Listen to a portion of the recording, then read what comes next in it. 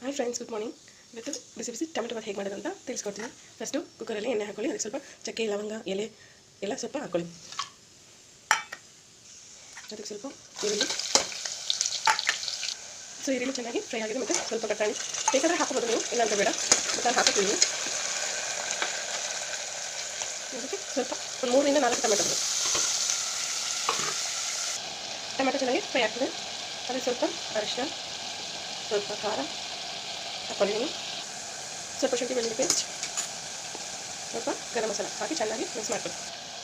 ಆಮೇಲೆ ಸ್ವಲ್ಪ ಉಪ್ಪು. ಸೊ ಈಗ ಲಾಸ್ಟ್ ನೀರನ್ನು ಹಾಕೊಳ್ಳಿ. ಸೊ ನೀರು ಚೆನ್ನಾಗಿ ಬಾಯ್ಲ್ ಆಗ್ತದೆ. ಅದಕ್ಕೆ ಅಕ್ಕಿನ ಹಾಕೊಳ್ಳಿ. ನೋಡಿ, ಸ್ವಲ್ಪ ಬೇಯ್ತಿದೆ ಚೆನ್ನಾಗಿ. ಸೊ ಅದಕ್ಕೆ ಸ್ವಲ್ಪ ಪುದೀನ, ಕೊತ್ತಂಬರಿ ಹಾಕಿ ಮಿಕ್ಸ್ ಮಾಡ್ಕೊಳ್ಳಿ. ಮಿಕ್ಸ್ ಮಾಡಿ ಕುಕ್ಕರ್ ಬಿಸಿ ಹಾಕಿ. ಸೊ ಬಿಸಿ ಬಿಸಿ ಟೊಮೆಟೊ ಬಾತ್ ರೆಡಿ. ಸೊ ಅದಕ್ಕೆ ಮೊಸರು ಬಜ್ಜಿ ಹಾಕ್ಕೊಂಡು ತಿಂದರೆ ಸೂಪರ್ ಆಗಿರುತ್ತೆ.